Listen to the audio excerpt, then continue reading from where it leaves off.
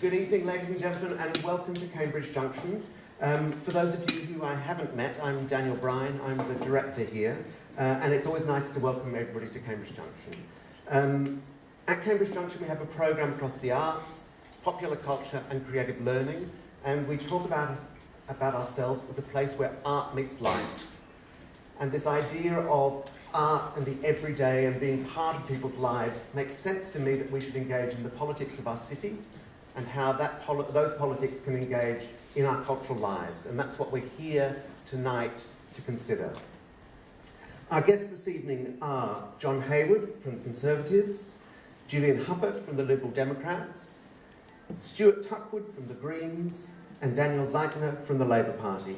And rather than give a reading of each of their CVs off the website, I thought we'd just start straight away by asking each of them just to tell us who they are, but also how they engage with culture and creativity in their lives and in our community. John, do you want to start? Happy to. Thank you. It's great to be with you all. Who am I? I'm not a typical politician. Indeed, some people would say I'm not a typical Conservative. My background's in science, in education, and international development. I could expand on all of those, but I think we want to keep the intros brief. So in terms of how I engage with culture, etc., my wife and I were discussing this on the way in, and one of the highlights of being in Cambridge for us is the annual Cambridge Shakespeare Festival, but we're also big fans of Fitzwilliam Museum.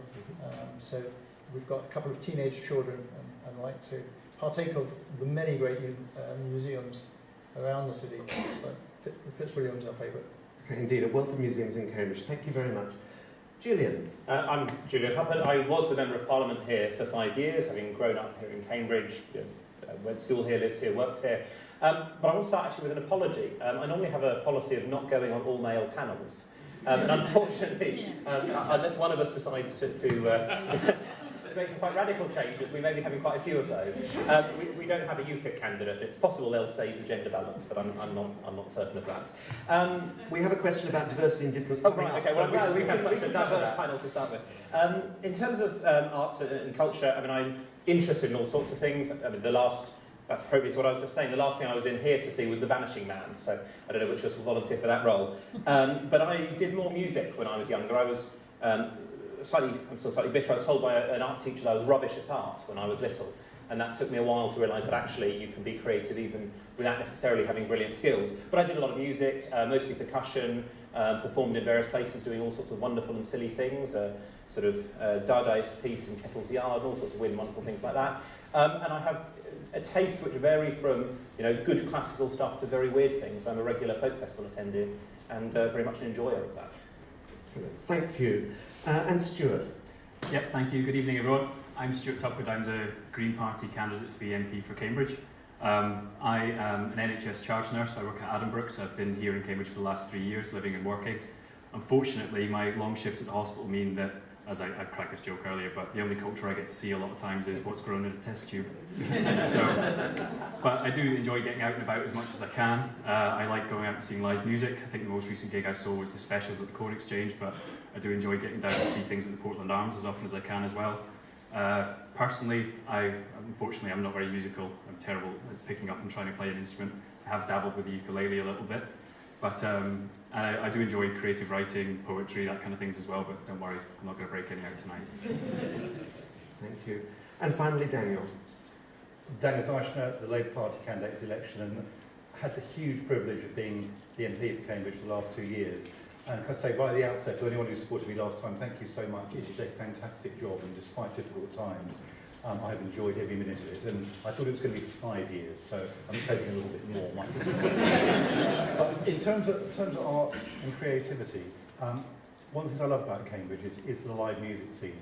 I enjoy Mill Road Winter Fair so much. It's always the bands I end up watching. I came along to the Battle of the Bands the other night here, and find myself really enjoying Jason and Scargonauts and thinking, why don't I come for the whole evening, so that's the last bit. And through the last few years, I've regularly made space to go to the Kettle's Yard Chamber concerts on Thursday evening with my partner. I think many people were sometimes surprised to see me there. I just feel it's important to keep that link. As a youngster, I was not a very good violinist. At the time when I stopped doing it, my music teacher said, "You will forever regret it," and he was right. But you wouldn't want to hear it now. Brilliant, thank you. So, welcome to our candidates. We've ordered them tonight in case anybody's worried about impartiality in order of surname alphabetically, and they're colour-coded above. If anybody is in doubt about who's from which party, you just look up. We held a similar debate to this about 2 years ago, well, 2 years ago almost exactly, and actually it was really enjoyable, and it's as simple as we enjoyed it last time, so we're doing it again. We were last time, and actually we are this time, one of the first election debates. It means that the party manifestos aren't out yet, so the candidates can't talk about the manifestos, but might be able to talk about their personal ambitions for those manifestos. But it also means we can have a relaxed and friendly atmosphere rather than really having to score points or to make certain points about things that are important.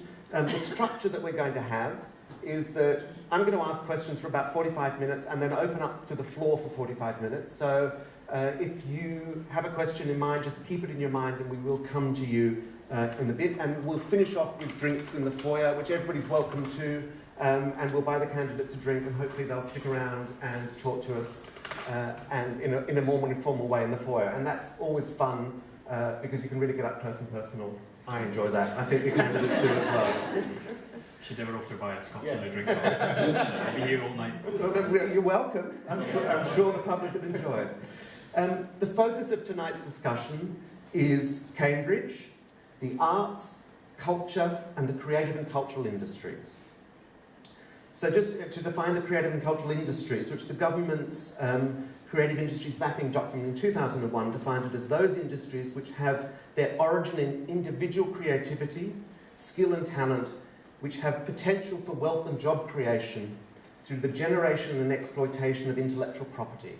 So we're talking about, in many senses, through that definition, individual and independent talent, which has the opportunity for commercialisation or exploitation. The Creative Industries Federation goes on to note that unlike many other sectors, and despite some major household names, the creative industries are not comprised of big companies. The creative businesses have on average 3.3 workers, and a large number of freelancers were important to the creative workforce. So this is important in understanding how the sector works and what it might need. Economically, the Creative Industries Federation, who's recently put out a manifesto for this election, have talked economically about the creative industries, as the UK's creative industries are key to driving growth in the post-Brexit Britain. The sector is the fastest growing part of the UK's economy, contributing 87 billion in gross value added, or GVA.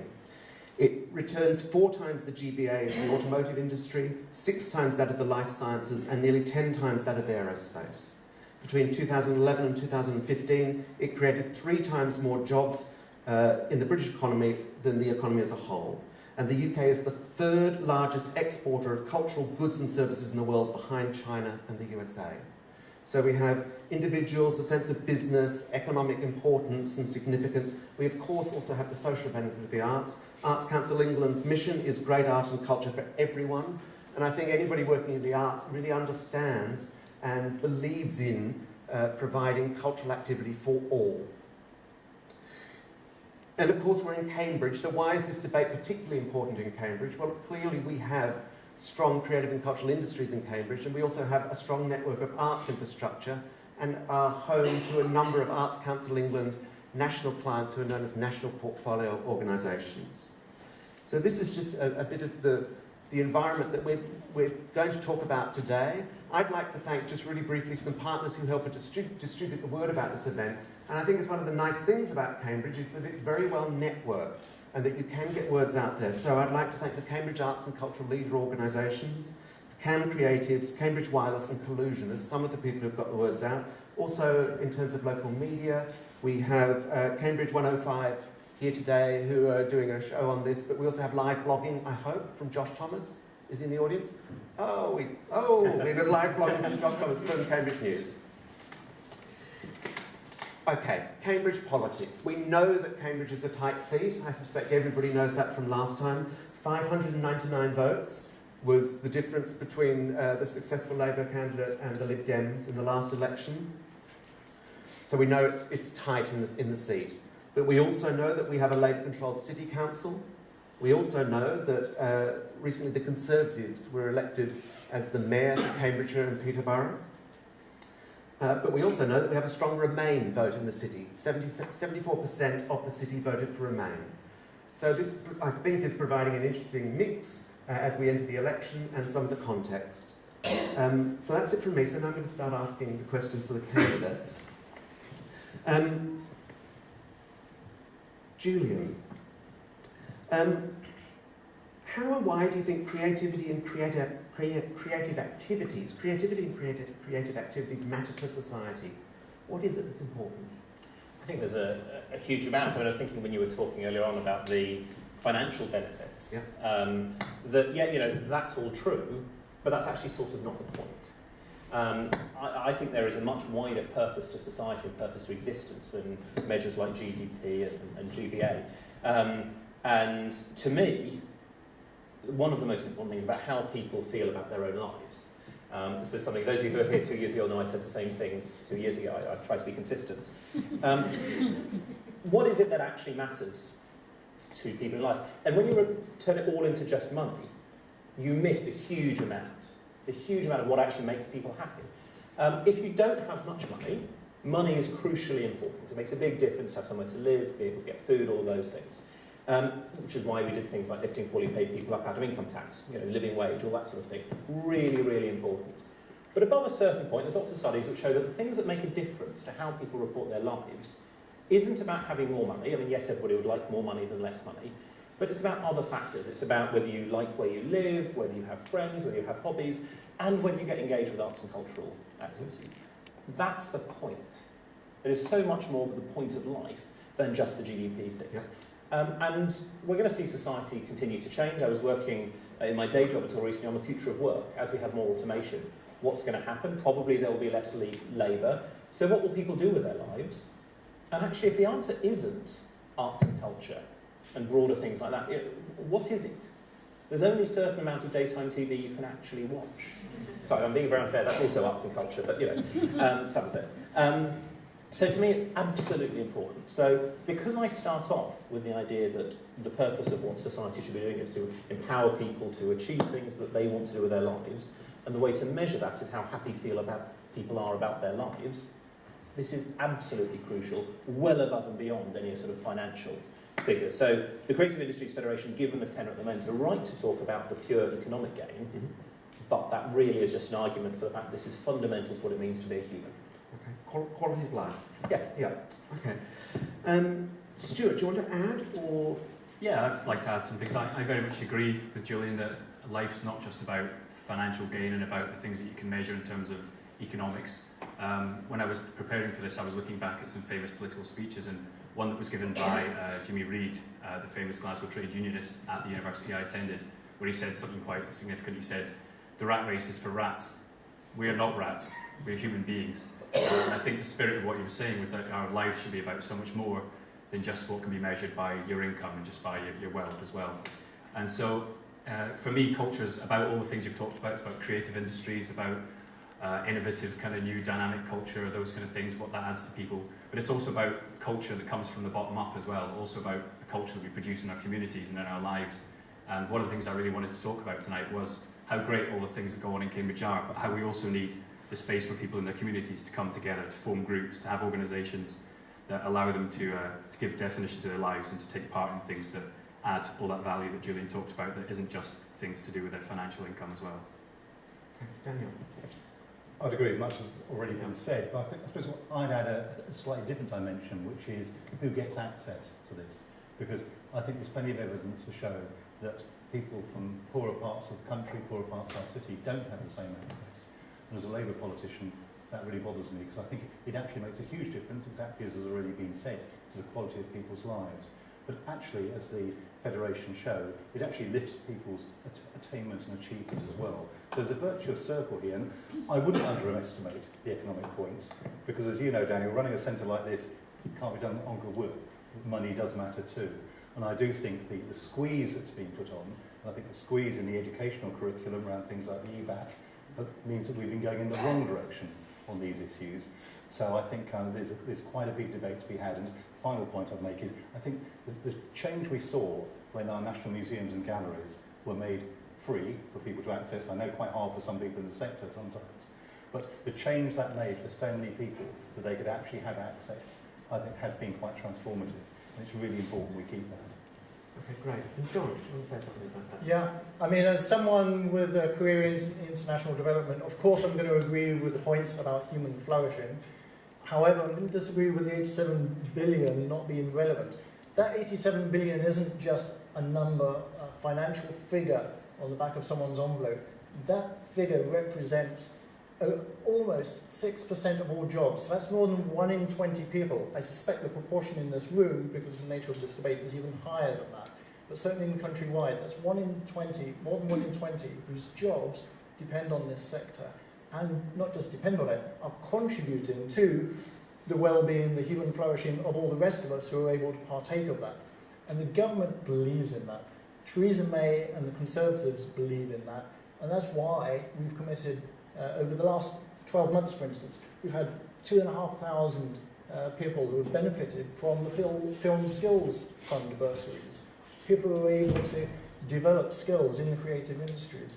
That's why since 2013, there have been millions piled into some of the Skills Initiative Fund, working with industry through a match funding scheme, which means film, video, TV industries have been able to train up the next generation of people who are going to be exporting our films, etc., in the post-Brexit economy. I think this is a good start, because what we have is an agreement, I think, around culture is important for quality of life.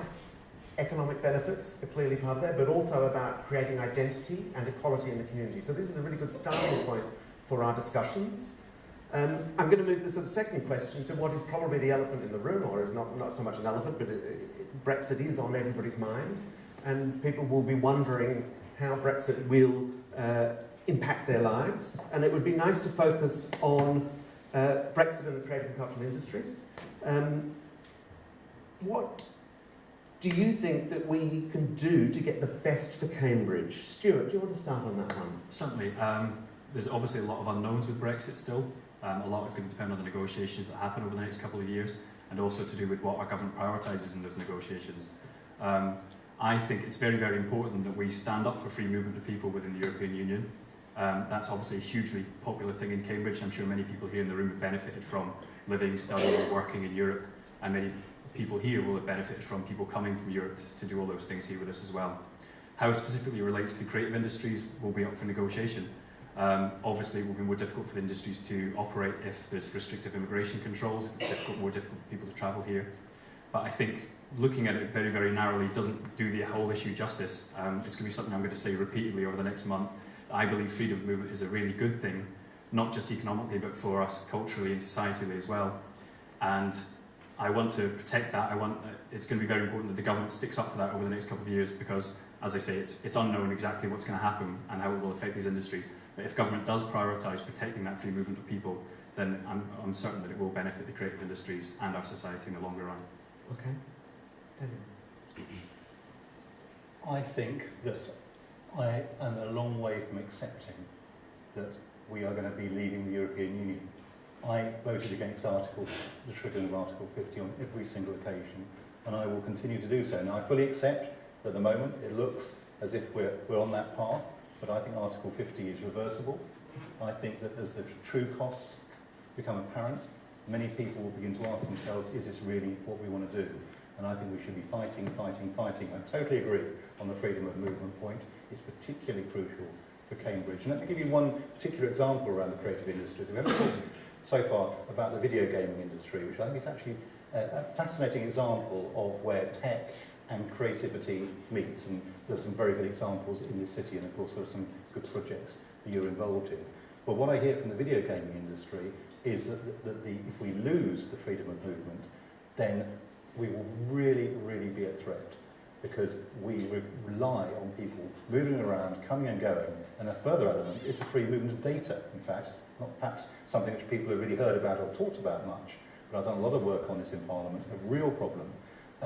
We could end up in a situation a bit like the planes won't be able to fly, the data won't be able to flow, and that will kill the industry. So there are some really big threats here, and I don't think yet, and certainly the government seems to have no answer on some of these big questions. When you look at their white paper, it is vacuous, quite frankly, just as is the Prime Minister's statements on this so far. She's getting away with it at the moment, but we've got to have a much more sophisticated response. When you look at some of the things that some of the European politicians are saying, people from the European Parliament, for instance, going into the detail of what needs to be done, this idea that it can be done in 2 years is for the birds, quite frankly.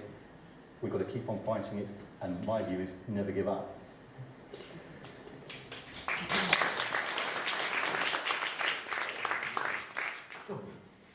I have to say, I like Daniel a lot. We always exchange pleasantries when we meet each other around the Parliamentary Palace.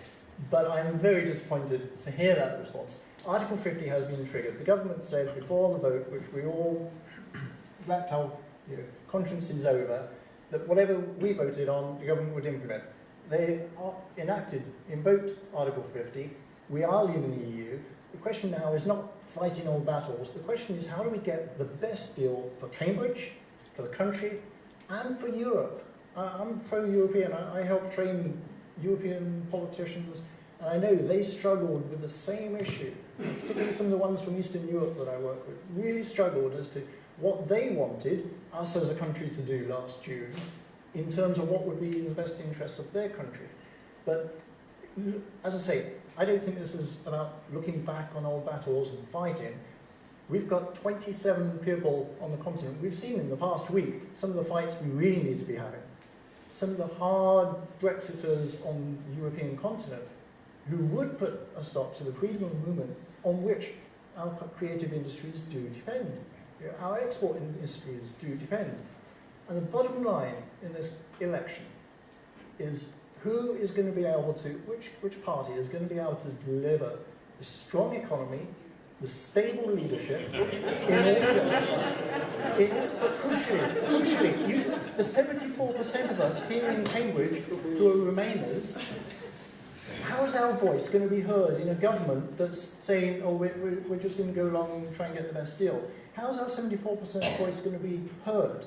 Is it by having an ex-MP shouting from the opposition benches, or is it by having a strong voice for Cambridge who's got the contacts and the influence and the ear of government and has worked with government ministers and has worked alongside the Prime Minister's Policy Board, is able to work as part of Theresa May's strong and stable government? That strong voice for Cambridge happens to be me. I suspect Julian might have an alternative. Yes, it's like, there was a lot I disagreed with there, but well done for getting a slogan in, and I'm sure that will get you brownie points. I mean, the one thing I did agree with was that we do want what's best for Cambridge, what's best for the UK, and what's best for the EU. It's just I don't think we have to give up on what we believe in order to achieve that.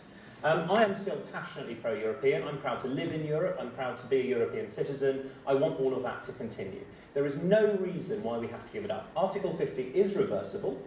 It's very, very clear that we can stop this. Now, I accept that at the moment it's quite hard to see with Labour and the Conservatives both pushing it through. It is going to be hard, but we should not give up. And I will not give up on our role inside the European Union until the day we actually leave. The day after that, I will probably take a day off to cry or something like that. And the next day, I'll campaign for us to get back in the European Union.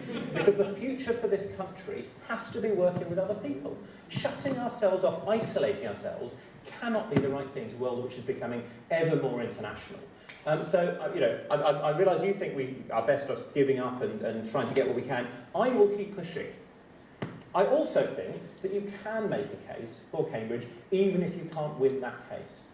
And so I would argue, and I think what Stuart was saying about freedom of movement in particular is really important. Really, really important. It's not just about people coming here to work, though that's important. It's not just about people here going there to experience culture. Different cultures will feed in. But it's also a lot of artistic organisations travel.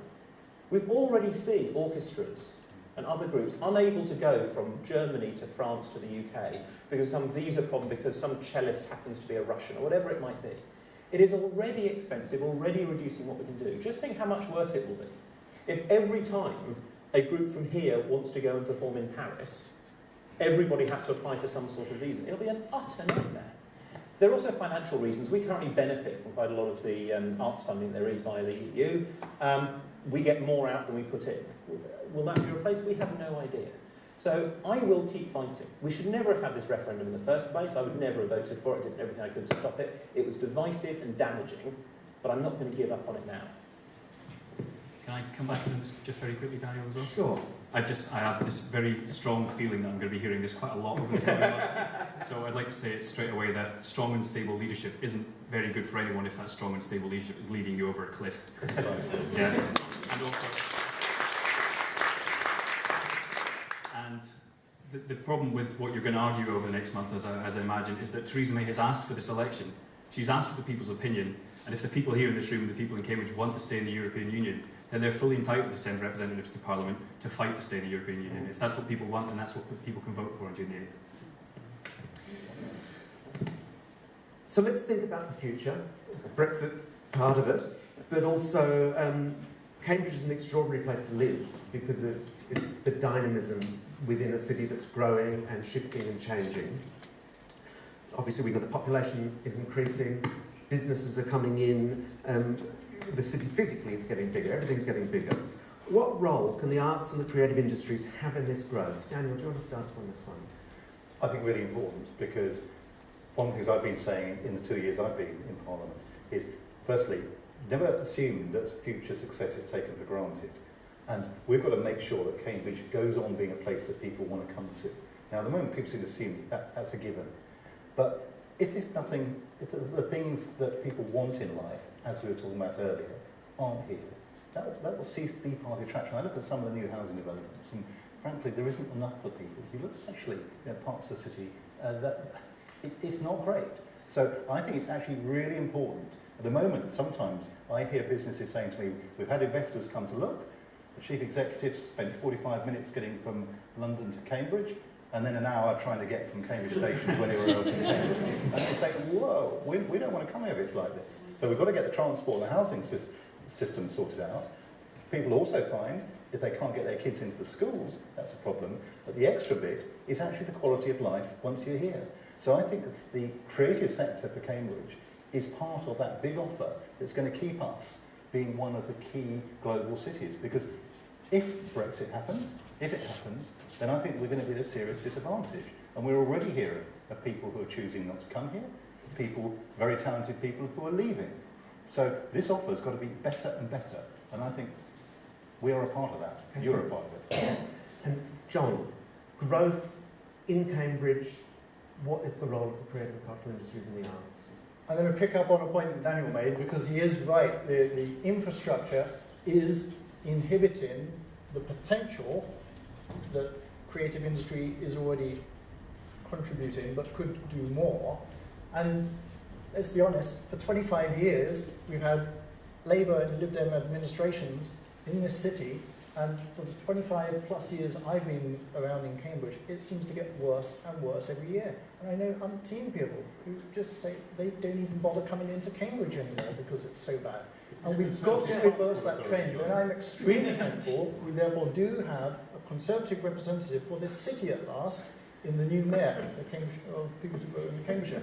In terms of coming back to the actual question that was asked, the role of creative industries here, it is key. You know, as part of my work in Westminster, one of the parliamentary groups I've been able to attend is the technology group.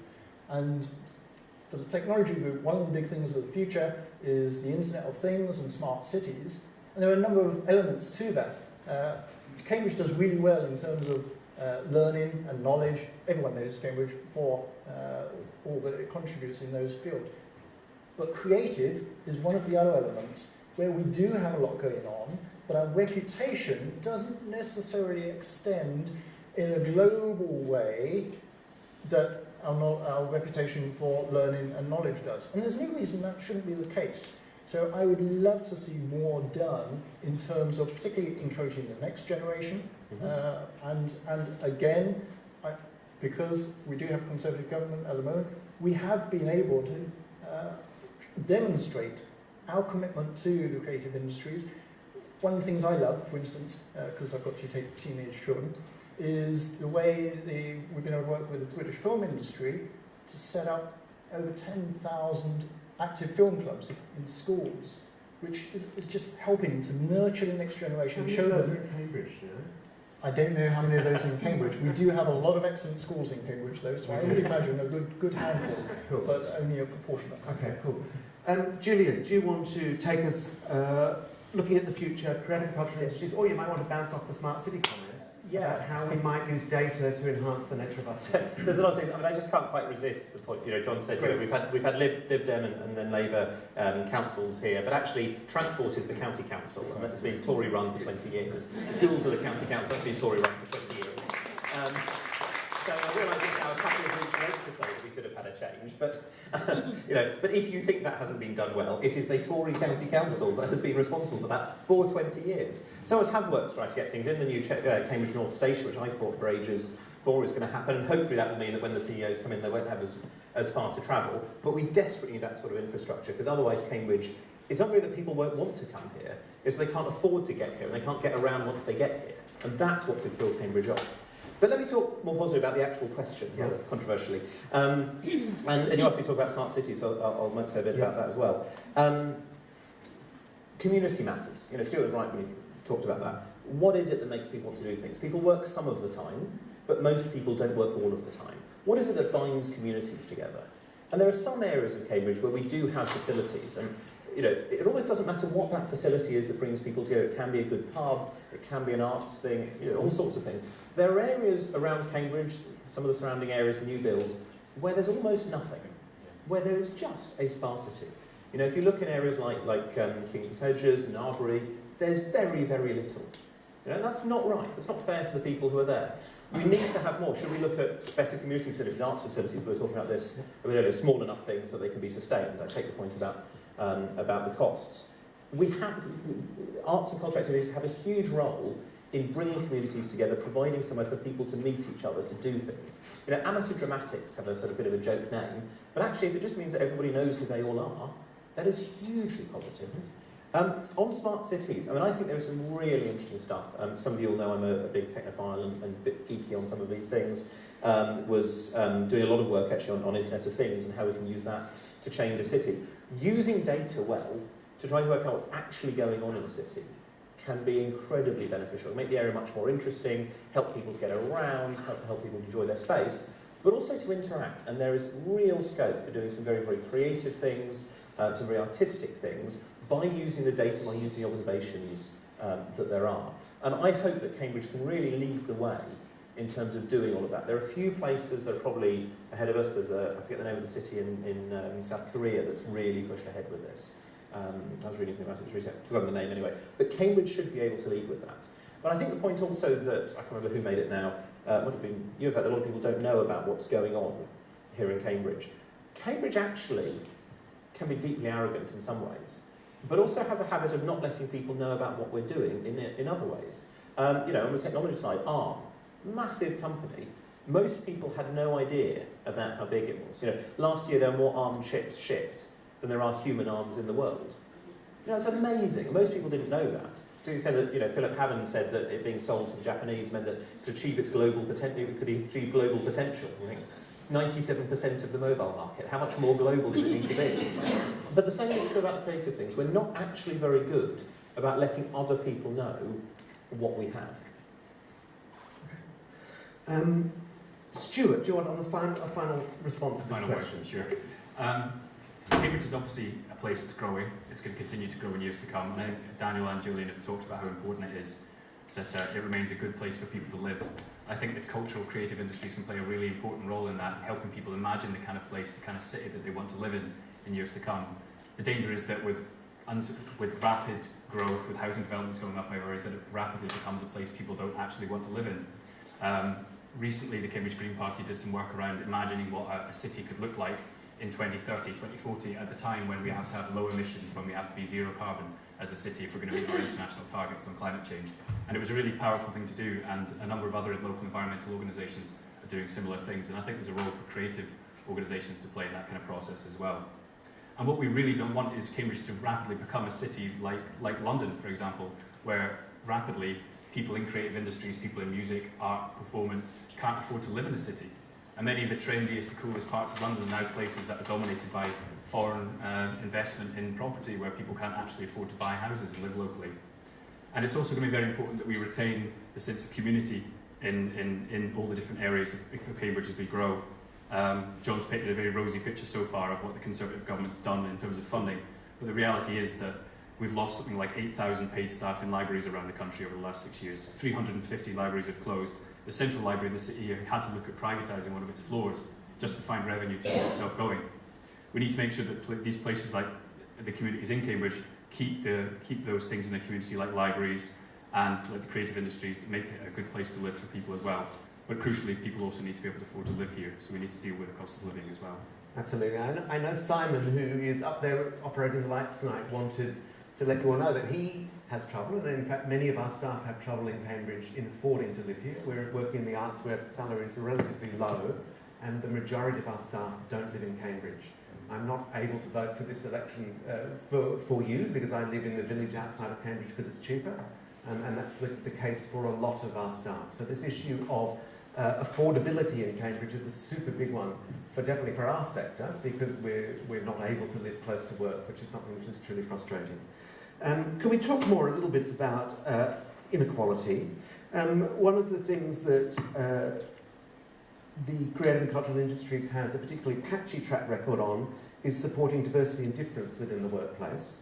For instance, we know that from the DCMS's Creative Industries Focus on Employment report, which is 2015, that BAME workers, culturally diverse workers, made up 11% of the UK workforce, but only 6% of the workforce for music, performing and visual arts, which is my sector.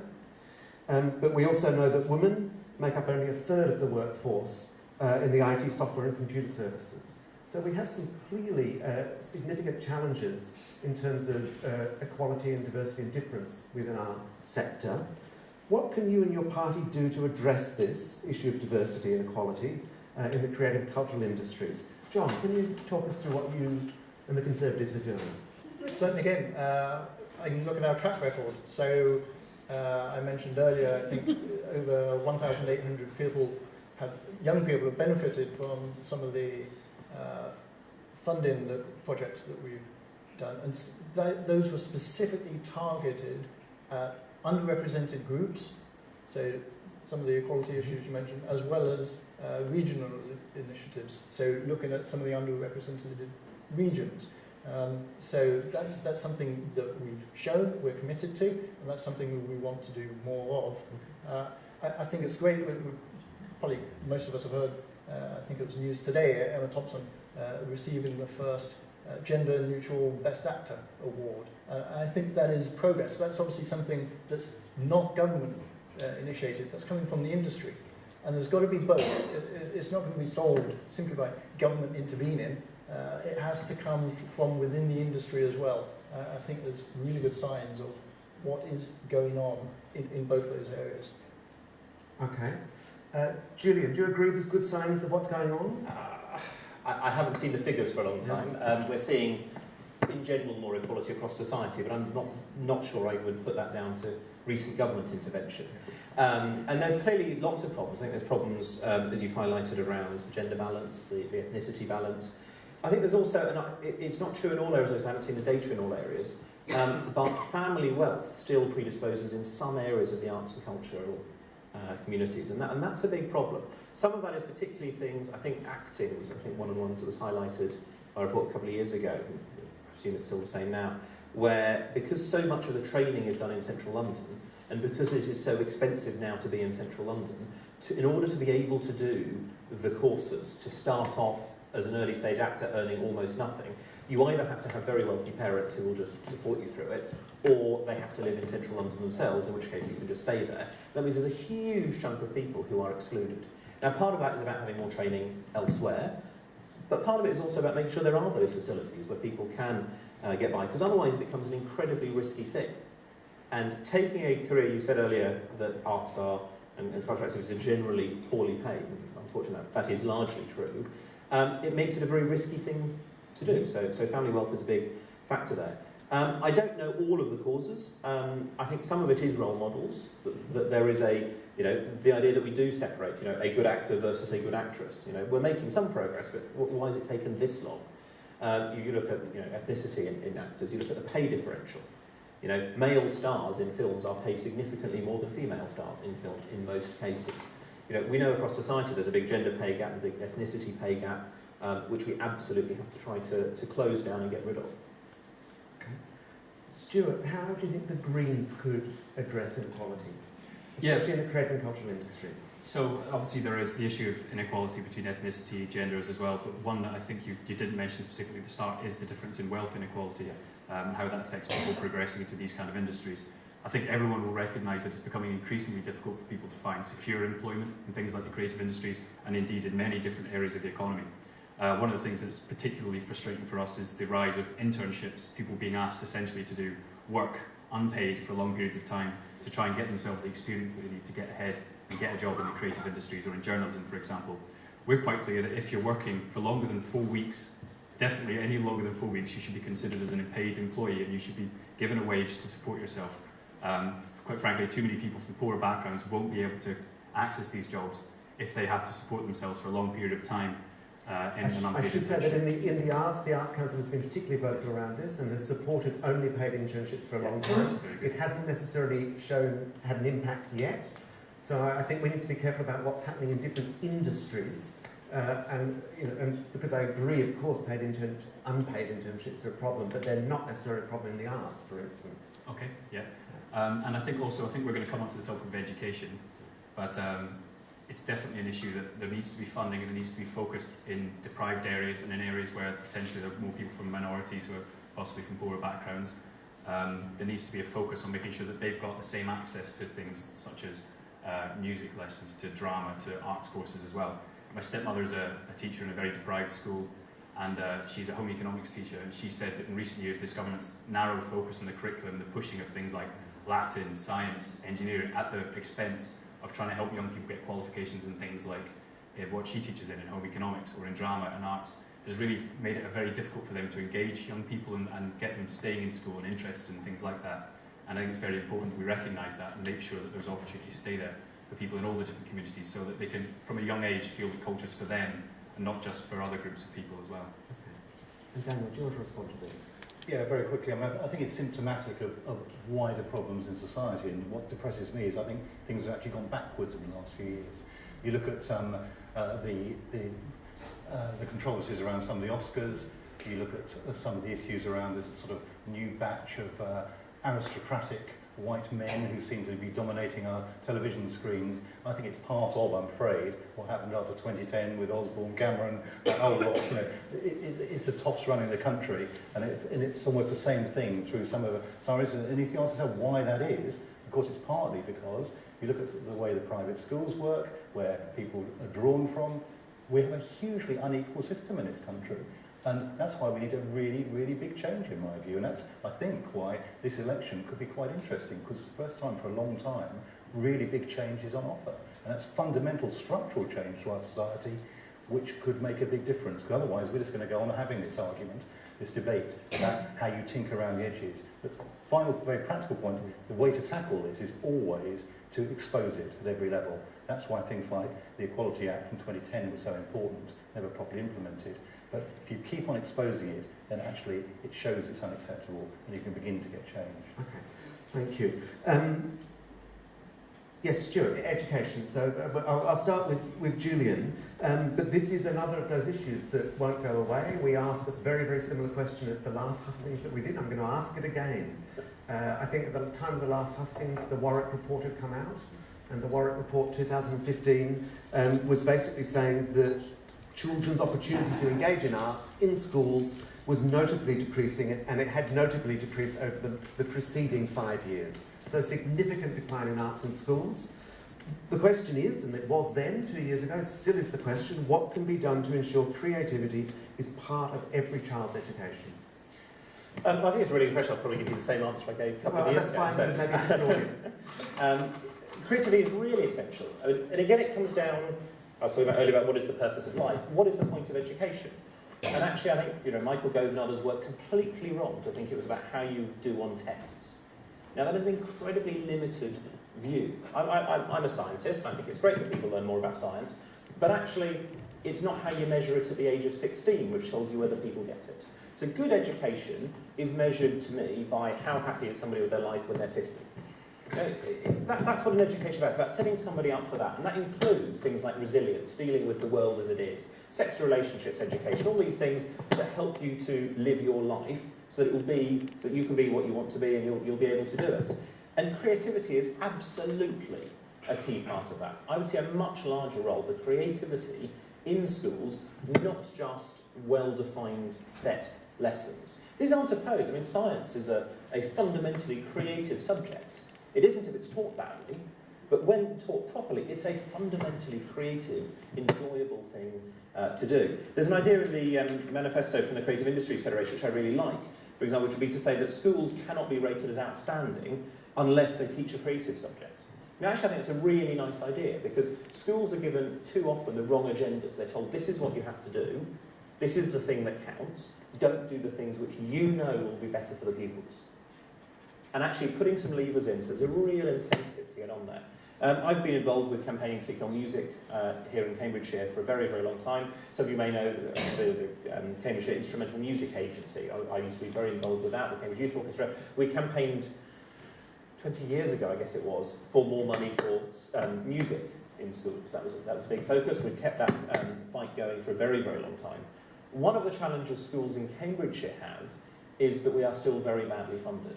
And this goes back to the 1980s, where Baroness Blatch, who was Conservative leader of the County Council then, cut spending and cut taxes. And we've been stuck, fairly low spending since then. And that means that schools here in Cambridgeshire that actually do want to be able to do more of this are facing a really, really tight budget crunch, one that's just getting worse in the last couple of years. I fought on this for age. I got an extra £23.2 million a year to our schools as of a few years ago. That's now at risk. We'll have to see what happens. It's not enough to get us up to a fair funding level, but if you say to the schools that do want to do creativity, we're not going to give you any money to do it, and you have to do these things, you have to do stupid SATs at primary school, all that sort of thing, they're not going to do the things that they know they ought to do. Cool, thank you. Stuart? Yeah, so I've been speaking to a number of teachers and people I know working in education about this recently, and they've all discussed what I mentioned in my last answer, which was the government's recent focus on the STEM subjects, on science, technology, engineering and maths, at the expense, not at the expense of focusing on other more creative subjects as well. But to be clear, those are obviously very important subjects in their own right as well, and it's important that schools focus on them. But what we're trying to do, and I agree with Julian, is not bring up workarounds to serve the commerce and the business of the future, but bring up healthy, well-balanced individuals who go on to think for themselves and contribute to society in our country. And I think it's very, very important that we take a balanced view towards children's education and ensure they've got access to all the creative and cultural experiences as well. For example, sorry, I've just drawn a blank there for a second, but it's also very, very important that we support our teachers in this because, to be brutally honest, to expect the level of workload that our teachers have at the moment, to expect them after working from 7 in the morning to 10 o'clock at night, marking exam papers, preparing lessons, to go in and inspire children the next day is expecting an awful lot of them. And I think the government should stop fighting with teachers and give them the resources that they need to do that job properly and to inspire children. And yet, another local teacher I know who's a member of our local party has been telling me recently about the pressure on her. She's been trying to run courses in sustainability and global awareness where they can bring teachers in, educate them on these issues so they can bring it back to the children that they teach as well. And she's been running these courses recently and has been increasingly unable to get teachers to attend because they just simply don't have the time. They're not paid to attend, they're not paid to do these kind of things anymore. So it's about money, it's about supporting teachers and giving them the resources they need, but it's also about trying to bring up balanced children, like I say, as well. Daniel, do you? Agree with much of that. I think we discussed this 2 years ago. At the time I said STEAM, not STEM. I stand absolutely by that. I go around a lot of schools, obviously, part of the job of being a local MP. I see fantastic stuff being done in a lot of the schools, actually. I was at St Paul's School the other day, and it was quite funny because I was shown around by two charming young people, and everywhere we went, they said, I would ask them things like, do you do music? And they say, yes, we do music, but the school doesn't have enough money. And then we go into the art room and I say, how much art do you do? And they say, we do lots of art, but the school doesn't have enough money. I thought, these people have been, they're really on message. You know? The head would have been proud of them, but that is the key point. You know, the thing is, you can go so far. I mean, teachers are having to bring materials in themselves. And actually, I thought it was pretty sad that in a school like that, I'm not singling that school out particularly, as one I visited last week, but it was quite clear to me that they wanted to do music and the resources weren't there for them to do it. And in a rich city like this, in a rich country like this, that we can't find the money to do that, that to me is absurd. And I'm afraid they would all love to work with arts organisations in partnership, and we would love to do that, but also we don't have the money to do Precisely. it. We don't have the resources to go and help the schools, so it makes it a challenging environment. But this is the fundamental, and this is where we're going to have the big argument over the next few weeks in this election campaign, because the funding of our schools, we saw in London, when with London Challenge, that schools were lifted. Now the Conservatives are now trying to say we're going to take that money away to redistribute it.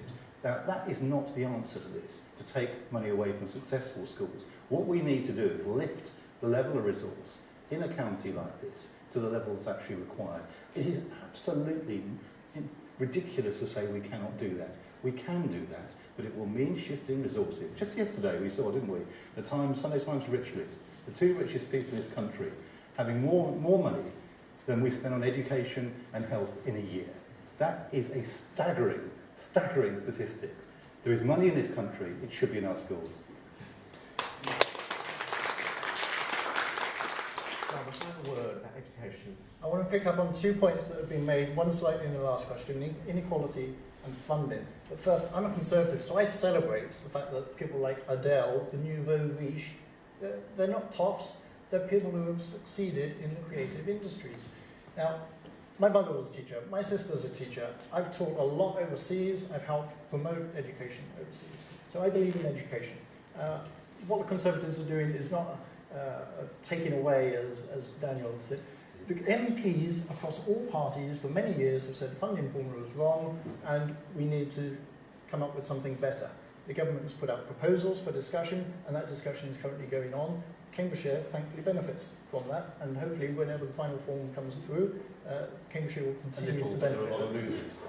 You had your chance, let me pick up. On the inequality issue, yeah, we do need change, but thankfully we've delivered it. Under the Conservatives, the richest are paying more in tax than ever happened under a Labour government. Inequality now is at its lowest since sometime under Thatcher, as measured internationally, Gini coefficient. So we are doing a good job in terms of redistribution. The actual question was, there were so many points raised by my How friends. do we ensure that creativity, every child has access to creativity? That's right. So it does sort of come back to the underfunding in schools. And yes, while I disagree with the way that Daniel presented the issue of the fair funding formula, Julian was perfectly right. We don't just want to get all the schools even up to average level. We want to see as much investment in our schools as possible. This government has invested in skills training, in apprenticeships that we've already talked about this evening, but that can only happen under a strong economy. And who's going to deliver a strong economy for this country? Is it the floundering, weak Jeremy Corbyn, who will be supported by either of these other candidates here, or is it Theresa May and a strong and stable government? The choice is yours. Julian wanted just one final. Yeah, so just very briefly, I mean, just on the Gini coefficient thing, it's not right that we're now lower than we were under Thatcher. It went up under Thatcher, it went up under Blair. It did come down under the coalition. I think it's now ticking back up again, but it is not back to where it was. We are lower than we've been in If you point me to ONS figures that say that, we can talk about it next time. I would love that to be true. I fear that's not what it was 2 weeks ago when I looked. The other thing is about schools funding, and there are two questions here, and they're both important. One is how much money nationally goes into education. There has to be more of that, and that is not what's coming. We always used to see an increase per pupil per year, and the last couple of years we have not seen that. We need more money into schools nationally. Then there's a question about how much of that comes to Cambridgeshire. And Cambridgeshire was left massively underfunded. The whole time under Labour, prior to that under Thatcher, we were right at the bottom of schools funding. We got up to, I think, the third lowest in the entire country. I don't think a pupil in Cambridgeshire was worth that much less than somebody just across the border in Royston, in Norfolk or Suffolk. That's what I managed to get changed finally. We're not as high as we need to be, but we have to get to our fair level and get the national amount up to a fair level. We need both of those. Okay, Julian, a final word. Does anybody want a final word before we move on to the last question? Yes, I'll have one as well, if that's all right. We're going to hear a lot over the coming weeks the Tory battle line, obviously, about strong and stable leadership, but also throwing big numbers at you and expecting you just to digest that number instantly. The simple fact is, money per pupil per head is not going up. Correct. The money that's being invested, that going in, is going up, but the growth in the pupil size and the country size means that actual funding per pupil per head is dropping, and that's something that we need to change. And also, I'll point to the fact that it's not necessarily just about the money that's invested in schools, but it's about policies like free school meals that we in the Green Party have talked about for a long time as well. If children are turning up at school hungry, unable to study, and they're not able to pay full attention to their classes because they've been going hungry because of the rise of in-work poverty, for example, then that's something that needs to be addressed as well as education funding. Okay, thank you. The final question, and Stuart, I'm going to start with you again because we're going round in this way. The final question is about manifestos. I said at the beginning, nobody's publishing a manifesto yet. I'm right? No. Yes. Can you give us 3 practical, solid things around creativity, creative and cultural industries, the arts, that you would like to see in your party's manifesto? And possibly something that you would be fighting for as the manifestos are written. The very first thing, and I think it's fundamental, as Daniel's talked about as well, is funding. All the other things are very nice to talk about, but nothing can happen without adequate funding. And since 2010, there's been a drastic decrease in the amount of money given to local authorities. And of course, local authorities have to concentrate on spending money on things that they have to provide, like social care, like collecting people's bins, which has meant that the money invested in things like arts and creative industries has fallen quite dramatically. I think the Arts Council pointed to something like a £250 million a year decrease since 2010. So funding, restoring adequate funding to local authorities so that they can provide key services, but also services for creative industries as well, is something that I'll be fighting for. I also, as I talked about earlier, understand the difficulties in people in finding secure work in areas like the creative industries. I'd like to see there being stronger action on ending exploitative unpaid internships, though I acknowledge what you said earlier. And that was something that was in our last manifesto. I hope it will be in this next one as well. And I don't know if it will be in a national manifesto, but locally, I just think it will be very, very important that we've got an MP in Cambridge who's willing to stand up for the dynamic kind of innovative projects that we've got here. It's about hard power and soft power, what you can secure in Westminster, but also about what you can encourage in the community by encouraging things and speaking to people and spreading the words and sticking up for those local good things that we're doing in Cambridge. And I'll be very supportive of those if I'm elected. Brilliant. Daniel, 3 things from you. I would want to go back to almost where we started with the guarantees on freedom of movement, because I think that's absolutely essential to maintaining our success in the sector. I'd also go back to pay and resources, though, because I think there is a fundamental problem in the sector around pay. And I applaud you for your attempts to be a living wage employer, but of course it's difficult to do if you haven't got the money coming in. Indeed. So I don't think we're going to get the kind of change in the workforce unless we've got those guarantees underpinning it. And thirdly, it would be, I suppose, around a long-term commitment to inclusivity. Going back to my point about free access, but also really driving hard to make sure we're reaching out to other communities and other parts of the communities that at the moment aren't having full access. John, 3 points from the Conservatives. I want to answer the question slightly carefully, given my recent contacts with various ministers, including the Prime Minister's Policy Board, which has been writing the manifesto, but I would be very surprised if skills and training isn't a big part of that manifesto. And I would like to see a continued and greater investment in the apprenticeships that we've delivered over the last few years. I would like to see continued and perhaps even increased work alongside an investment into the British film industry, which I've already referred to some of the ways we've been able to fund bursaries and the like with that group. And for the third one, yeah, I would just like to see a strong and stable economy, and that's only going to happen on the Excellent. Julian.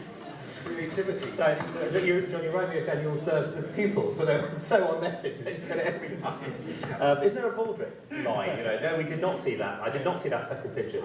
No, we did not see it. Deny everything. That's it. I agree with, actually, I have to say, with almost everything that was said. It would be good to have a strong and stable economy. I just don't like the way it's being misused, and when actually the Tories are trashing the economy through Brexit. But I agree with everything otherwise that everybody said. So let me try and come up with a few other ones. The economic indicator is down since our vote. Well, let's say the pound, for example.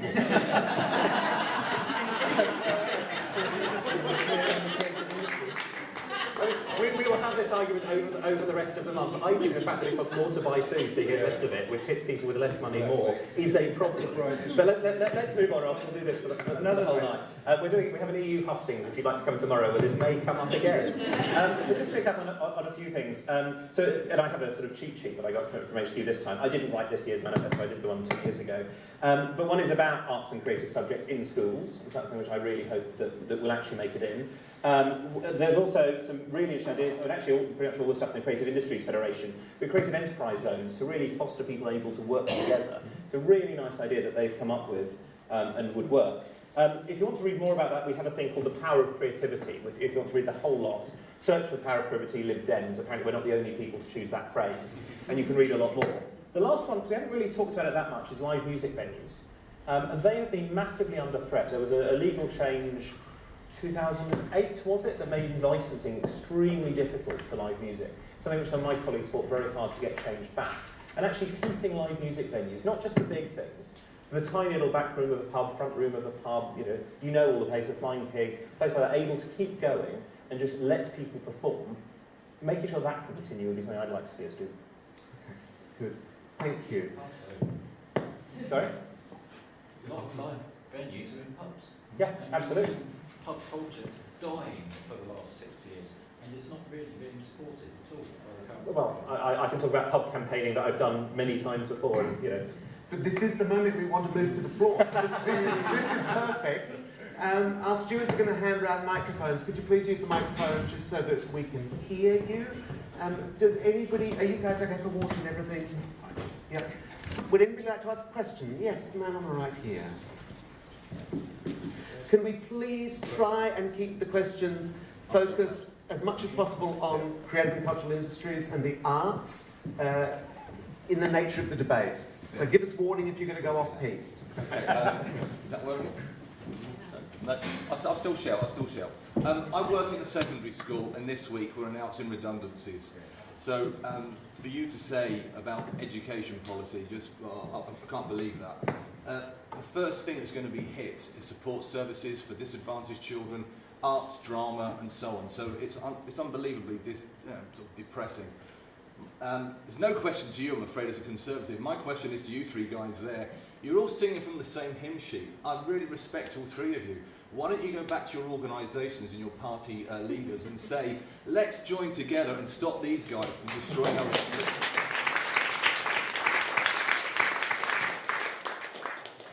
Yeah. I think you're absolutely right. Unfortunately, I don't need to go to the leader of my party because we've been absolutely clear about this so far. We should be talking about how to work together. Across the country, the Green Party have been taking the lead and stepping down in marginal constituencies to try and make sure that we've got a chance of unseating the really nasty Tories where we possibly can. I've been really heartened by the news that in Jeremy Hunt's constituency, for example, Labour activists have now joined Lib Dems, Greens and Standing Down so that we've got a National Health Action Party person free to give him a good shot. Unfortunately, I don't think in Cambridge it's necessarily the best idea because, no disrespect to John, but I don't think the Conservatives have much of a chance. And much as we agree on a lot of issues, we also have a number of distinct policy areas where we think very, very differently. And my message will be clear that in this election, if you want parties to work together, unfortunately the hierarchies of both the Lib Dems and the Labour Party have so far been very negative about the idea of working together, and they've not explored it as fully as we would like. You have to vote for the Green Party if you want an outcome, different kind of politics, and people to start talking properly about working together. Does anybody else want to respond? I'd be quite happy to. I think this is really, really difficult because this has been under discussion for most of my political life. I've been a Labour campaigner in the east of England for 30, 40 years, and we've always had this issue about whether there would be ways of working together. The problem is but the voters don't always, you can't use the voters like pieces on a chessboard, in my view. And I think you have to leave the voters to work it out, because they don't always do what you expect them to do. Even if you just look at the mayoral election last week, or where the second preferences went, you don't find they go where you necessarily think they're going to go. So, sadly, I would like to think that all the people who vote Labour are progressive voters.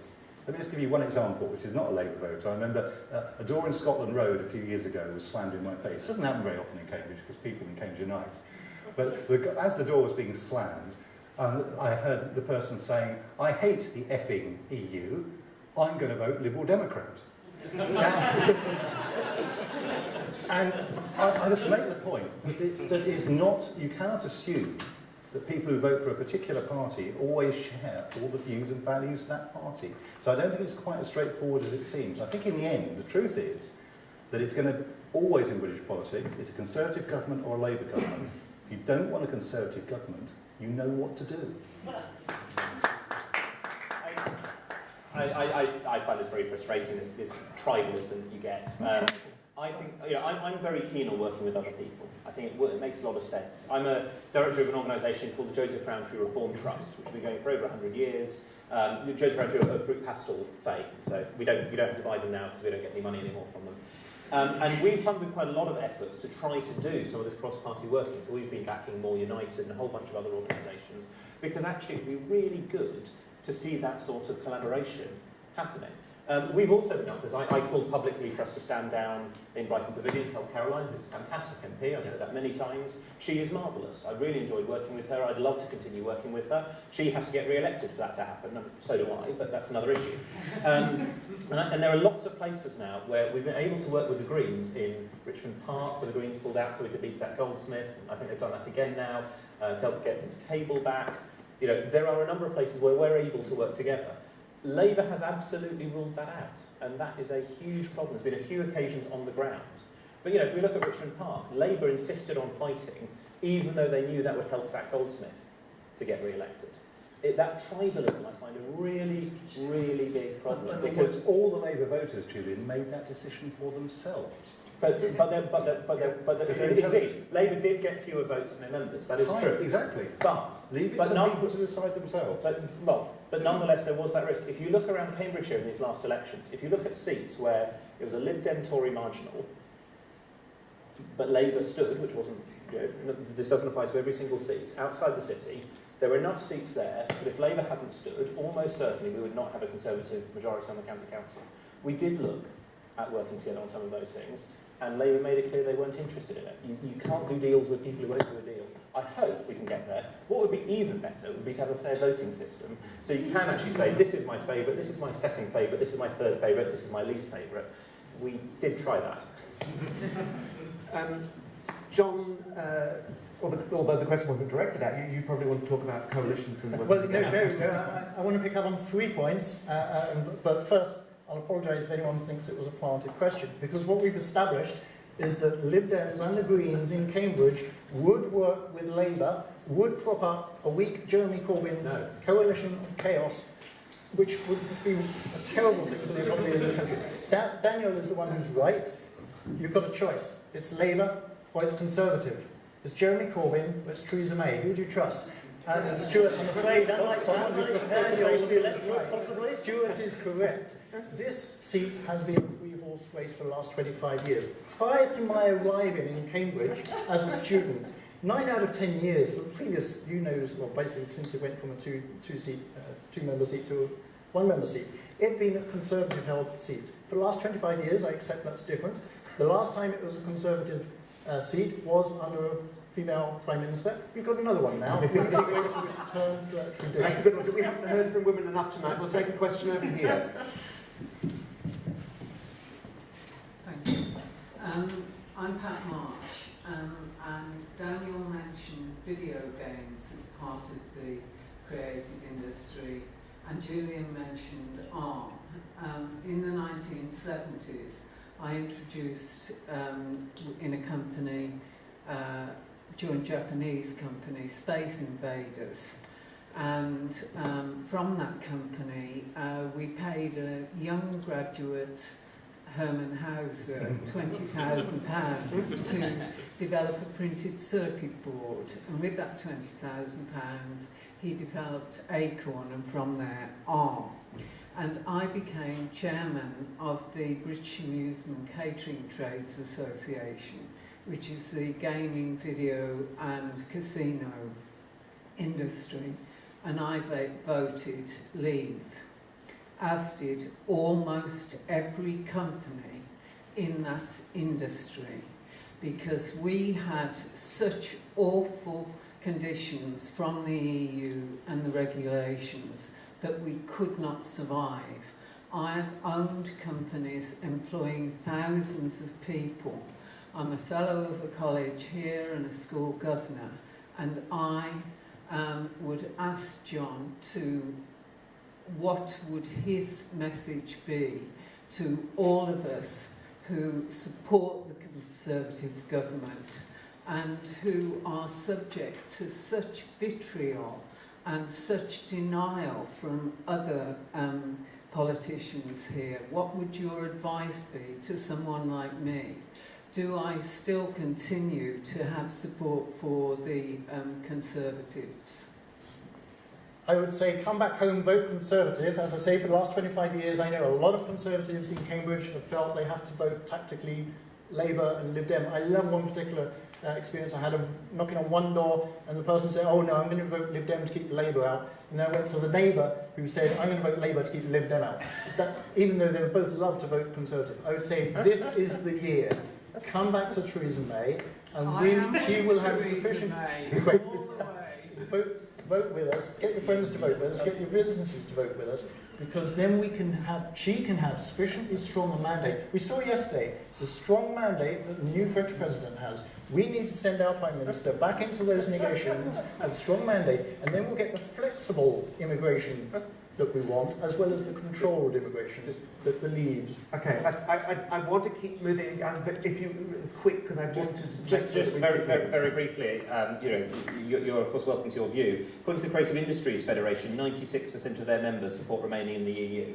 84% of the result would have a huge effect on the future generation success of their organisations. So I think most don't get that way, and certainly Herman Hauser, who's done so many great things, is an ardent Remainer and be horrified at the thought of that it was a good thing for business to leave. The video gaming industry is very strongly in favour of where we're coming from. If we can get to the question of my planted question in a minute. Can we plant a question, please, for the Greens? Does anybody have a question that's going to help the Greens? It's interesting to hear what you say, and obviously you're entitled to view, as we say. You said about the companies that voted to leave, and I'm not sure if that was a slip of the tongue, but obviously it's people that are making the vote and making the decisions. And I'm sure many of the people that work for the big corporations that you mentioned are people that have benefited from the workplace regulations put in place by the European Union. A report by the Trade Union Congress before the referendum pointed to the many different ways that people on low wages and people in different sectors of the economy have benefited from regulations put in place by the European Union. And what I'm really scared about is, as Brexit takes place, this talk of a bonfire of regulations is horrifying. These regulations are regulations that mean that women on low wages have managed to get access to decent pensions, that people aren't discriminated against in their workplaces. They're regulations that protect our water and our air. So that's my big concern as Brexit occurs. And as I say, you're welcome to your view. But when we talk about these regulations, let's be clear that they're not necessarily a negative thing. They're things that protect people. Thank you. Question here. You all talked about the arts being important economically and in terms of people's quality of life. Do you agree that they also have something to contribute to our public life and people's engagement in politics and people thinking more independently and communities being empowered in that broader sense? Absolutely. Yeah. And what I think has been slightly pressing about the last year or so is I feel that the reason we've had Brexit and the rest is a lack of confidence and a lack of education. You look at the linkage, you can almost map the areas which voted strongly to leave, where there was a kind of general depression, and that was partly an economic depression, but I think it's also an impoverishment of opportunity and of engagement and of culture. And I think that is really the big story of what's happened the last few years. It's actually an economic problem underneath it all, but then that leads to this lack of opportunity, lack of engagement, lack of community, lack of creativity and spirit, and it's a general depression. I think people who are confident and optimistic didn't feel the need to turn away from the rest of the world. And actually, a few more years down the line, when people, perhaps we can lift more people, then we can change it. The short answer is yes. I think there are huge links. And actually, I think, you know, artistic endeavours in all forms are individual, creative, wonderful things. I think they are very much linked with a philosophy, with a political engagement and connection. There's a quote at the beginning of this power of creativity thing that I mentioned earlier. A liberal believes in the raucous, unpredictable capacity of people. And actually, I think that's quite a powerful thing, because that's what good art is. It should be somewhat, not too raucous, but, you know, raucous, unpredictable. And it is about what people can do. I think it's also very important that people are engaging in politics in different ways and feel interested and engaged in taking part in these debates. Just before the mayoral election recently, there was a really interesting hustings held by the Cambridge Commons campaign, which is a campaign around how do we reduce inequality in the city around here. And rather than having all of us candidates sitting on a stage talking at you for hours, we sat around different tables, and it was kind of like speed dating. Everyone got cards and they came round the table speaking to us all. And I found that a much more illuminating experience than ever sitting on top of a stage talking to everyone here. Because none of us have a monopoly on wisdom on how to improve things. We need to hear ideas from people as well. And I hope there's going to be more opportunities like that during this campaign as well. The 2010 hustings here was like that. Yes, it was. And we did a little bit of that last time where we broke you up in the foyer and gave you drinks. But we've decided not to do it this year, which is obviously not the right... Your turn, indeed. Yes. I taught in the former Soviet Union for the best part of a decade. I kind of got a bit of reputation. I don't know how many of you remember Dead Poets Society, but because I always tried to instill creative and critical thinking in my students, I did become known as the kind of Robin Williams figure, which was a reputation I wasn't ashamed to carry. But therefore, yes, most definitely. Question here. I'm not going to get up and say, oh, Captain, my Captain, standing on a chair or anything.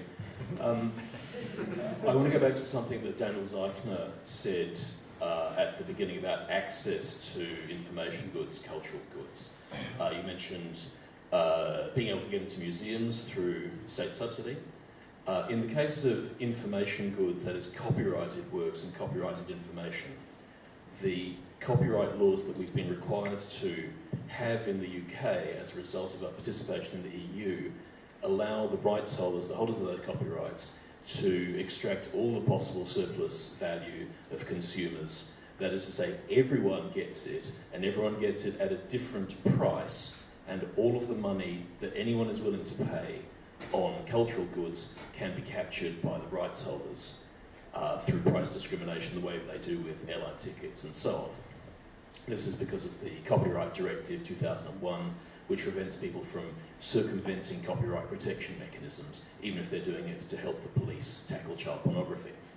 What I'd like to know is, do you envision that there will be an opportunity in which you support reducing the levels of copyright and intellectual property protection now that we are likely to leave the EU, either in terms of the length of these rights or the types of cultural or intellectual activities that they currently restrict? Does anybody have a knowledge of copyright enough to answer that? Or of patents. Look, it is an extremely detailed, complicated question, but I think there's a broader principle behind it, which I think is actually really important, that artists have got to make a living, in my view, and you have to have a system which allows that to work reasonably. And I quite understand, I mean, this has been quite a lengthy debate now about who extracts the value and the intellectual property rights. Getting that balance right is important. And I'm not entirely sure it has always been got entirely right in the past. But it sounds great, things can be free. That's wonderful.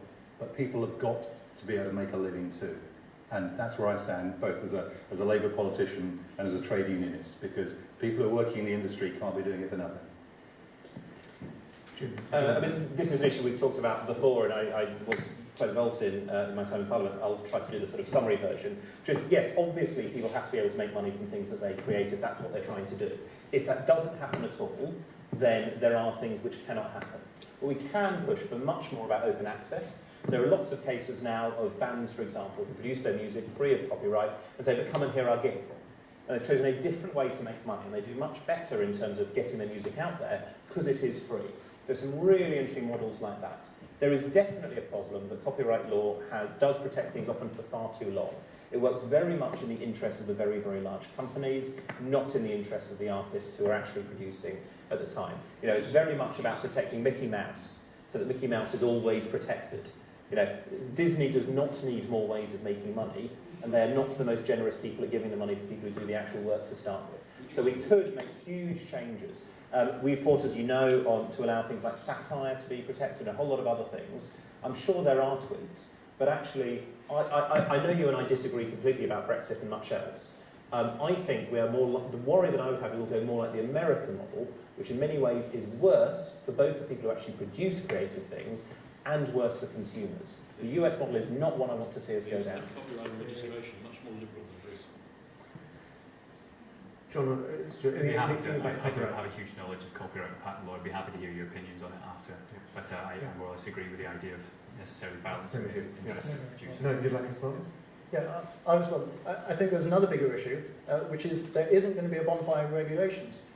Theresa May and Conservatives have said we'll transfer all the EU regulations into British law, and then the British government and the British MPs, the people that we will all be sending to the Houses of Commons in about 31 days' time, they will be able to look through all those regulations and decide which ones, yes, we want to get rid of, or we want to amend. And that would be one that I suspect we would amend. Is that a question?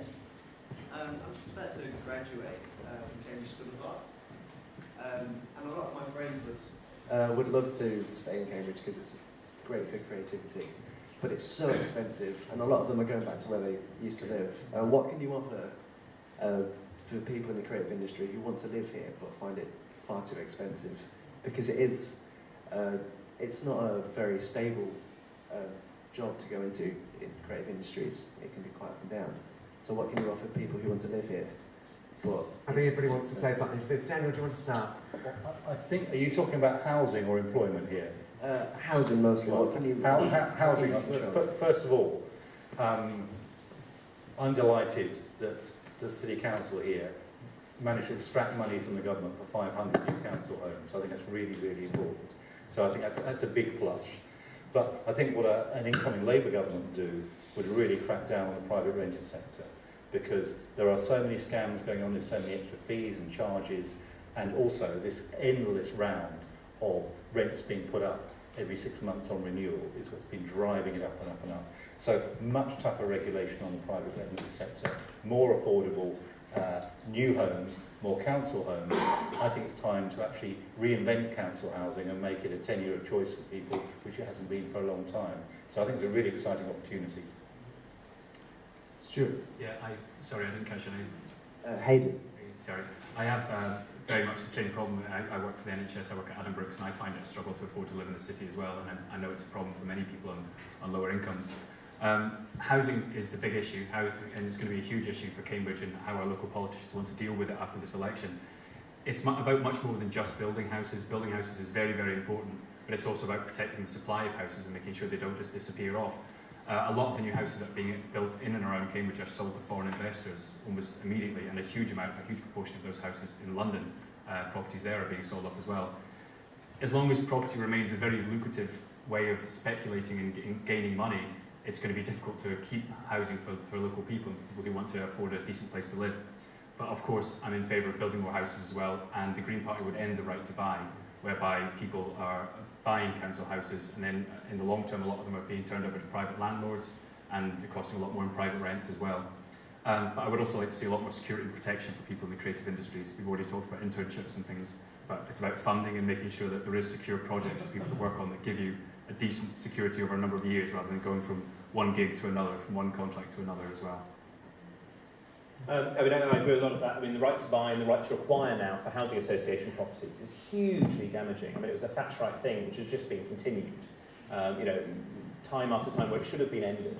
Our manifesto at the last election said that areas should be allowed to just completely end it and say, look, it might be appropriate in some parts of the country, fine, that's up to them, but here in Cambridge, no. We have too much of a problem. It should just be ended. It should have been ended, as I say. Could have been done as soon as John Major was lost. But it was kept going. We have to keep that supply. On council houses, I agree we desperately need more. 500 isn't enough. When we ran the council, and I was the MP and we were in government, we changed the rules so that, it's a complicated system, it used to be that about 1,300 quid for every council tenant was confiscated from Cambridge taken elsewhere. And so between 97 and 2010, about £240 million paid by council tenants was taken away from Cambridge and South Cambs. That would have paid for an awful lot of council houses. That would have been fantastic. We ended that system and started to build some more council houses. We were talking about building 1,800. Labour City Council, it's not actually their fault that couldn't be continued, it's because the government changed the rules. But 1,800 is the smallest end of what we need. On the private rented sector, absolutely, the rules need to change. I had a bill in Parliament to make huge differences, both in security of tenure for housing, but also to tackle some of the rogue landlords, to get rid of the letting agent fees, which are absolutely exorbitant. So we have to change the rules, but we also have to get more houses and more houses out there for people. It's not going to be easy. You know, any of us who sit here and say, tell you what, give us a couple of years, it'll all be fine. I guess one good thing about Brexit is if it causes the harm to the economy we're thinking, that may cool house prices down somewhat. Not quite in a good way. Maybe that's one of the benefits we'll get. John, I'm sure you'll want to tell us, what advice do you have for Hayden? Really direct advice for him, I think that would be fair. All right, well, I'll answer Hayden's advice question, and then maybe I'll give the advice. But I think we all agree it's been a long problem, many, many years, not enough houses have been built, and that is fundamentally the issue. I don't know if you read the government's white paper that was published earlier in the year on housing.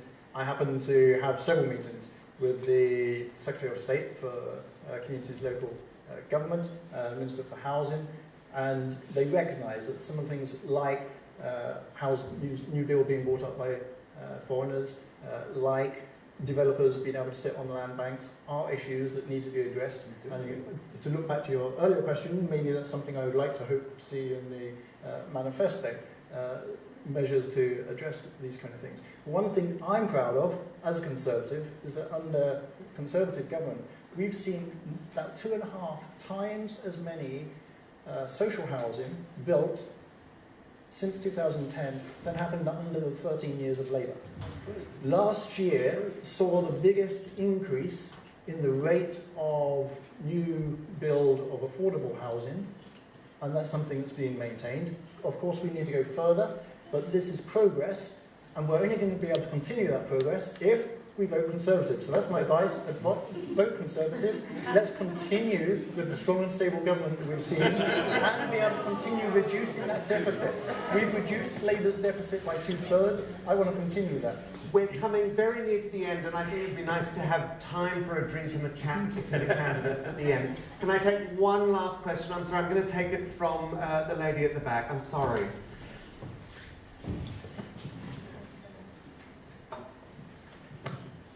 My name is Fiona, and I wanted to ask a question about one aspect of culture that I don't think has come up at all this evening. That's journalism. In an era of fake news, and where, in particular, local newspapers have had a really tough time surviving the last decade, and we are training an awful lot of journalists in our colleges who will struggle ever to get jobs, paid jobs in journalism. What, if anything, can you do as politicians to keep journalism proud and free and fair in this country and not fake? Right, so we just go down the line. John, do you want to go first? So I'm Conservative, so I believe in free press, but I also recognise a lot of particularly young people get their news from social media, and social media is the kind of place where fake news is able to be propagated. So I am proud that governments, not just our one, not just Theresa May and the Conservatives, but across the world, are beginning to work more closely with some of the big companies like Facebook and Google to try and help users as well as the companies, because ultimately we're a community. Politics is about community. So it's not just all for the government, it's not just all for the companies, it's not all just for us as individuals, as parents, whatever. It's for all of us to play our part, and there is a role for all of us. We have now identified the issue. Fake news is a problem, and therefore I think all those parties I've mentioned, state, businesses, and us as individuals, are beginning to and will increasingly have a greater role in trying to. We're not going to get rid of it. You know, it's one of those things. it exists, people lie, but if we can find ways that we can flag it so that other people don't think it's real, that'd be great. Julian, do you want a word on this? Or? I like this idea that newspapers don't do fake news. Has anybody read the Daily Mail at any point? Sorry, unconnected sentences, of course, just in case anybody's listening. And there is a big challenge. I think one of the problems is that a lot of power in the newspaper industry is getting over-concentrated into a handful of owners, almost all of whom are billionaires. The Guardian is one of the few exceptions. The Cambridge News is now Trinity Mirror. Talking to people there, I won't ask Josh to comment, there are definitely some frictions around the change there and what they are expected to do as news. Part of that is a technology change, and some publications will be much better at adjusting to it than others, working out how you make money. And there is a real challenge. How do you collect money in an era of free? When I can get stuff for free in all sorts of ways, may or may not be reliable, why would I pay money for something? I don't really want to see massively intrusive ads, so I block them. Well, where does the money come from? There are some technological answers there, which might help, micropayments, various things like that. There's a bunch of ideas. But I think we are going to have to think about how we pay for good independent journalism. I mentioned the Joseph Rowntree Reform Trust, which I'm a director of. One of our briefs, when we were set up by Joseph Rowntree, said one of the biggest threats to the country is an overpowerful press that operates in the interests of the wealthy. That was 1904 he wrote that, so it was quite insightful.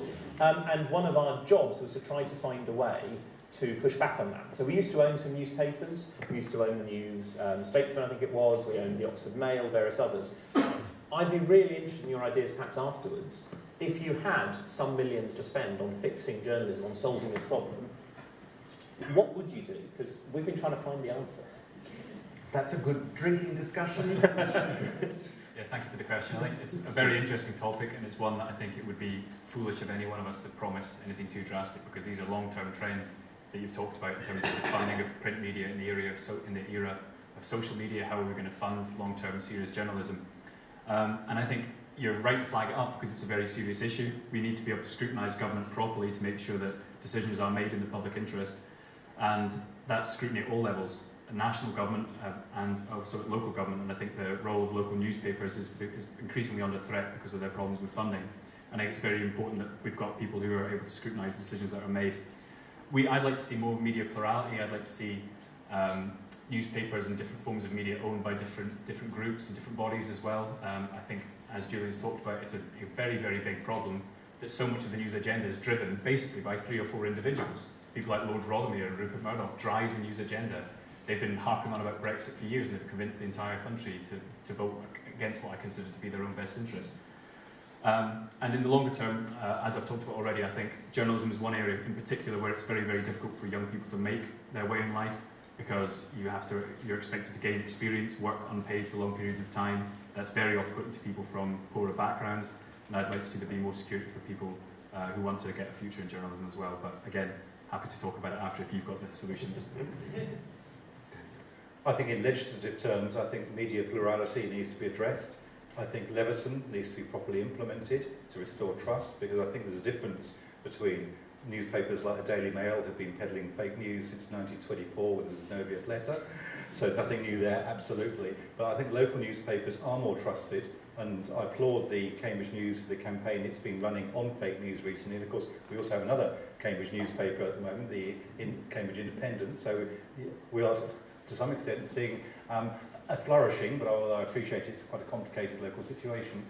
I think the key to this is going to be, if you look back at the impact of the print revolution, when the printing press was invented, it took a long, long time for the social implications to be worked through. I think the technological revolution we've had with social media, we're very early stage still in understanding how to see the advantages and the disadvantages from it. And I think we will come to a point where people will begin to understand the value of proper mediation and of journalism. And I understand that journalists are probably not held in much higher repute than politicians or estate agents. But hopefully, even if politicians can't improve their status, at some point in the future we'll be able to point out that actually you do need journalists to mediate between the noise that's out there and the truth. And if we can get to there, we'll be getting to a better society. Thank you. It's time for a drink. Thank you all so much for this evening. John, Julian, Stuart and Daniel, thank you. And I would like to go back to your very first answers, which were to the first question, which is what is important about creativity in society. Your answers were around quality of life, were around access and equality, and were around economics. And I hope these are good points for us as people who are going to vote, to be thinking about our business in the arts and creative industries as we make a decision on the 8th of June. Thank you and good luck to you all.